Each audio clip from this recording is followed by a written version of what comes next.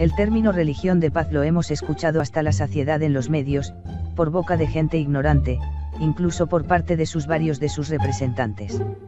Se usa el término religión de paz para definir al Islam, al budismo, al hinduismo, algunas corrientes neopaganas y en menor medida al cristianismo. Varios representantes de esta última piden disculpas públicas por hechos como las cruzadas, predican el pacifismo a sus feligreses y condenan públicamente el uso de armas, tal como el actual pontífice lo hizo hace ya un tiempo alegando que los verdaderos cristianos no usan armas. Esto habrá que decírselo a los caballeros cruzados, Juan de Austria, los cristeros y todos los reyes, caballeros y hombres de fe que han empuñado las armas para defender la cristiandad. Dejemos algo en claro, y es que no existe algo como religión de paz. Es una falacia propia de la modernidad. Ninguna religión tradicional busca la paz, la felicidad o tu bienestar personal. Todas estas religiones ancestrales predican la lucha tanto metafísica como física.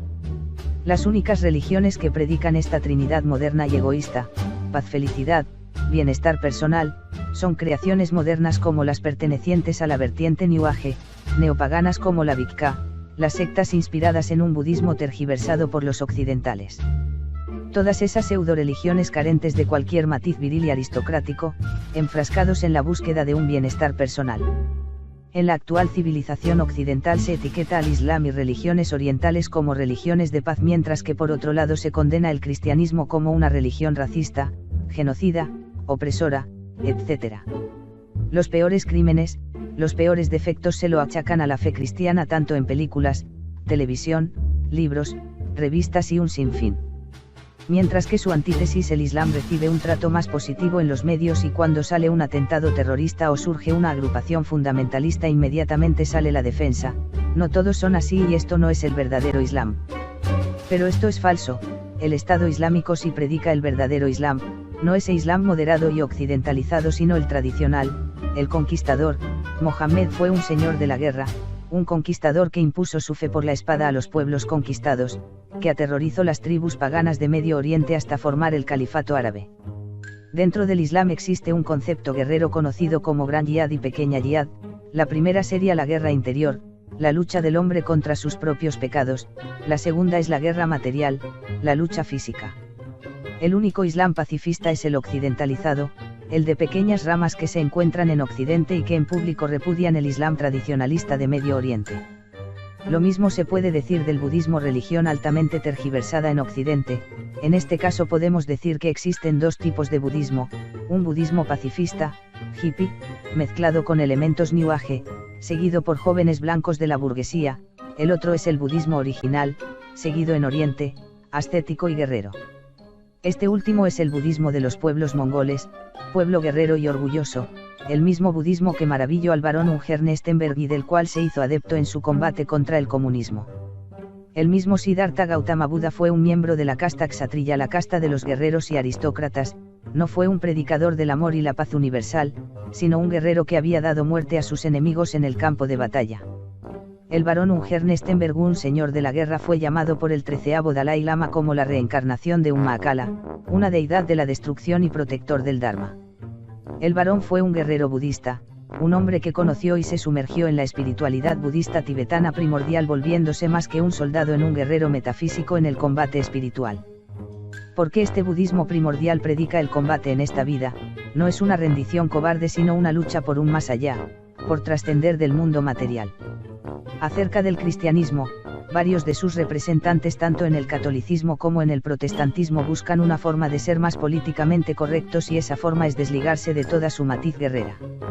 Los cristianos progresistas aborrecen la historia de su fe, piden perdón por sus actos a las otras religiones, mencionan que los cristianos de antes tergiversaron la palabra de Cristo pero solo buscan estar a la moda posmoderna, subirse al tren del momento en lugar de seguir el camino de la tradición. A este respecto, mientras que en Medio Oriente el Islam ha mantenido su concepción tradicional y guerrera, el cristianismo se hunde en el racionalismo y el progresismo. El Islam tiene un califato tradicional liderado por un señor de la guerra llamado al-Baghdadi que busca la conquista y sometimiento de los infieles tal como está escrito en el Corán. El Islam mantiene intacto su etos guerrero. El cristianismo actual carece de señores de la guerra, y es que los modernos cristianos se avergüenzan y se arrepienten de su etos militar. Fue el mismo Cristo según la tradición católica quien dijo: no vengo a traer la paz sino la espada, y que en el Apocalipsis vendrá con un ejército celestial a destruir a los pecadores y juzgar este mundo. Durante el medievo surgieron las milicias de monjes guerreros, entre ellos los templarios tan odiados hoy en los medios de comunicación. Entre los años 1132 y 1137 San Bernardo escribió un texto llamado Alabanza de la Nueva Milicia, en el que hace apología de la Guerra Santa, elogia al monje soldado como un guerrero en la lucha contra el pecado y los enemigos de la cristiandad. A la muerte del monje guerrero se unirá a Jesucristo en la otra vida. San Bernardo explica: la muerte de los santos será siempre preciosa delante de Dios, mas la que ocurre en la guerra es tanto más preciosa cuanto mayor es la gloria que la acompaña. Toda una apología a la guerra, al combate espiritual. Por hoy el cristiano moderno y progresista se avergüenza de esta historia y prefiere pensar que seguir a Cristo es seguir su propia felicidad y bienestar personal. Fueron grandes guerreros cristianos el Cid que derrotó a los moros, Isabel la católica que unificó España, Carlomagno que derrotó a los paganos y construyó el primer imperio alemán, Vlad Tepes que combatió y masacró a las tropas turcas. Fueron los señores de la guerra quienes engrandecieron al cristianismo y lo defendieron de sus enemigos. Los últimos cristianos en defender su fe fueron los cristeros en México, la Guardia de Hierro de Codrenú y el Rexismo de León de Grelle. Toda religión predica la guerra, la religión que carece de este etos guerrero es falsa, es un negocio. Fueron los señores de la guerra los que construyen una religión, ese es un hecho innegable. El combate espiritual y terrenal es parte de toda religión auténtica. Actualmente en Occidente tanto el cristianismo como el budismo y los movimientos neopaganos en su mayoría carece de este etos. Es por eso que el Islam está ganando influencia y terreno, porque es la única mayoritaria que no ha perdido esta concepción de conquistar y convertir por la fuerza a los infieles. Los movimientos neopaganos de masas están contagiados con el virus moderno del multiculturalismo, el pacifismo y esa vertiente hippie New Age. Son pocos los movimientos genuinamente paganos que predican la guerra y el nacionalismo, como por ejemplo el botanismo, movimiento inspirado en los mitos nórdicos separado del movimiento asatru más liberal y multicultural.